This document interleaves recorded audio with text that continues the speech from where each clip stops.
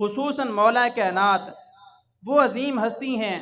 کہ جن میں اللہ رب العزت نے کئی بزرگیاں جمع فرمائی ہیں۔ حضرت مولا کائنات صحابی بھی ہیں، حضور کے داماد بھی ہیں، اہل بیت میں بھی شامل ہیں، اور پھر مزید یہ کہ حضور کا بچپن جو ہے وہ مولا علی کے گھر میں گزرا ہے، اور مولا علی کا بچپن حضور کے گھر میں گزرا ہے۔ حضور کا بچپن مولا علی کے گھر میں گزرا ہے کہ جناب ابی طالب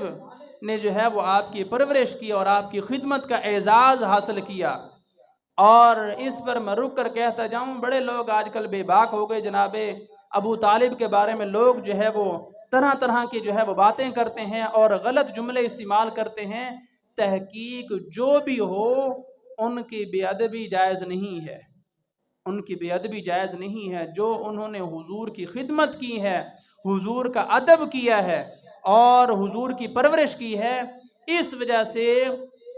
جناب ابو طالب کے بارے میں اپنی زبان بند رکھیں۔